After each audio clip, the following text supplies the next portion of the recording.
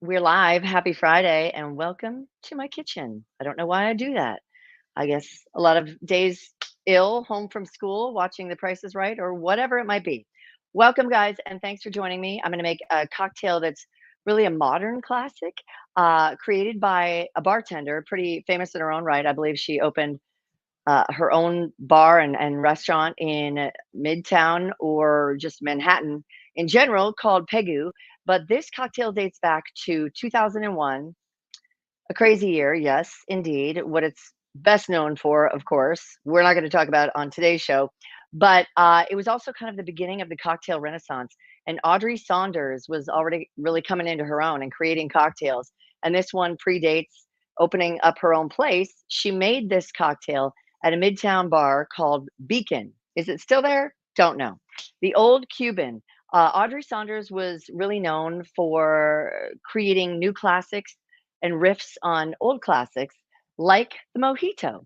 So what you're going to need for this cocktail, the Old Cuban, is some Cuban rum. You want aged rum, so that means it's going to be amber in color because it spent some time in an oak barrel. All likelihood, this is a limited edition, stolen overproof. I'm sure I used this for something that required overproof rum. It's pretty strong, 123 proof. So, you know, and it's Jamaican, by the way, aged 6 years. So, little bottle, probably expensive.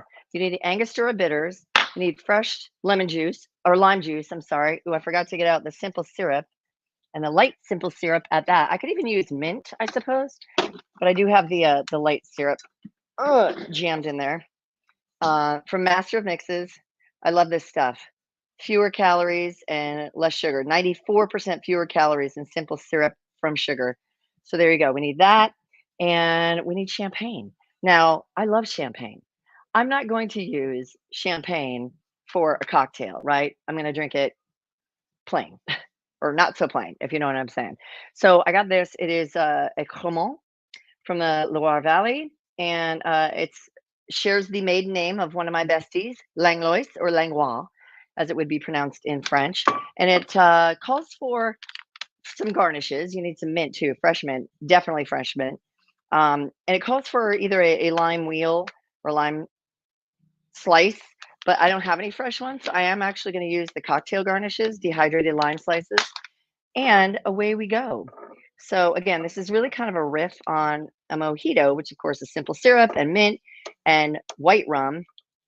Um, but no, we thought this would be good. I'm already chilling the cocktail glasses, and frankly, part of what led me to this cocktail is that I've had a lot of cocktails lately, or been making a lot in either a highball or a rocks glass, and I was like, gosh darn it, I really want to feel fancy and drink out of a cocktail glass, a proper cocktail glass. So that's what we're going to do. Okay. So you're only going to top like 2 ounces with this, but let me just get this ready. And let's see how we do here. Uncorking the bubbles. There you go. See that? I love that. Okay. Here we go. First thing we're going to do is we're going to pour out the ice we already had in here because I forgot we need to muddle the mint with the simple syrup. Then we're also going to use some mint as a garnish. Here we go. Okay, that'll do. And I forgot to get out my muddler. But if you don't have a proper muddler, and frankly, I don't really necessarily love this one. I think this is OXOX too. No, it's not. You could just use the back of a wooden spoon or something like that, something you have handy. And I even have the measurements for you um, when it comes to if you don't even have a jigger. You should, if you make cocktails at home, 1.5 ounces, 1 ounce, and various measurements below that. So we know we need like 6 mint leaves. These aren't the biggest. It's kind of past its prime, shall we say? But who isn't past their prime? Nothing to be ashamed of. Okay. So we've got the mint. We need the simple syrup. Here we go. See, again, this is simple syrup light. They have regular, they have mint. They've got your agave, they got all that. So you need 1 ounce or 2 tablespoons of mint. And so we're going to use the small end and put 1 ounce of mint or simple syrup. And if you don't have any simple syrup, you can, of course, just make it equal parts water and sugar, white sugar, until it reduces down. You can't really see the granulation anymore. Then just take it off the burner, quick like a bunny. And we're just going to gently bruise this. I don't like it when I get cocktails and they have just abused the mint. Same goes for bananas too. Okay. You just want to release the oils, the minty goodness. Okay, put that aside because that's going to be sticky. Then we're going to put the ice back in. You get it? I got it. And then we need, let's see, what do we need? We need 1.5 ounces or 3 tablespoons of aged lum. So again, 1.5. Ooh, smells good too. And like I said, most cocktails that use rum feel a little tiki or tropical. Nothing wrong with that. Just wanted to do something a little bit different.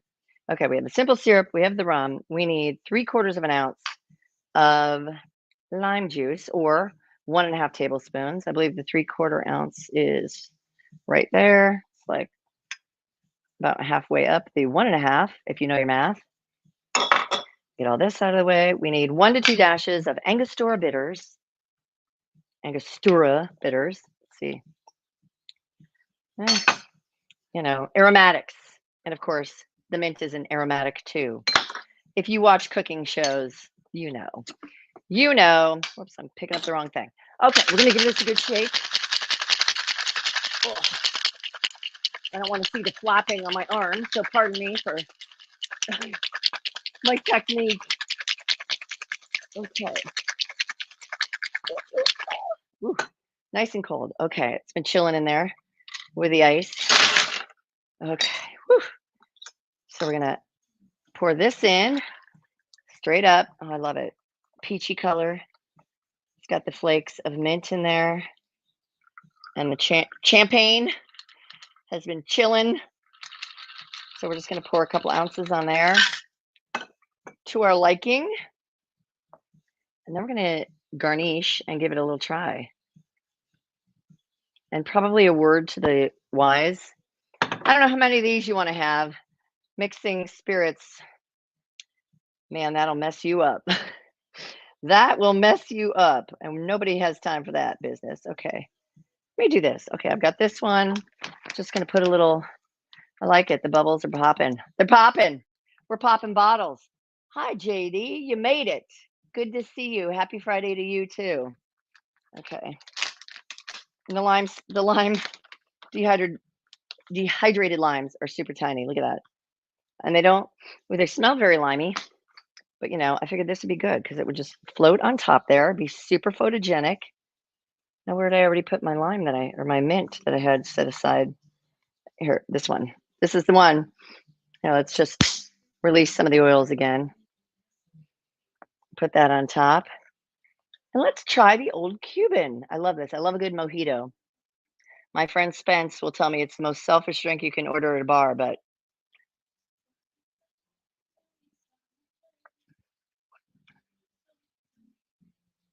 that's good.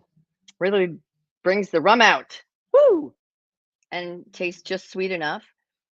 But with the rum and the champagne, the bubbles, that's nice. Allegedly, this cocktail's made the world over, and I can see why. It's a hit from Audrey Saunders at the Beacon in Midtown, New York City. Cheers to you and yours. Let's go over the ingredients again, shall we?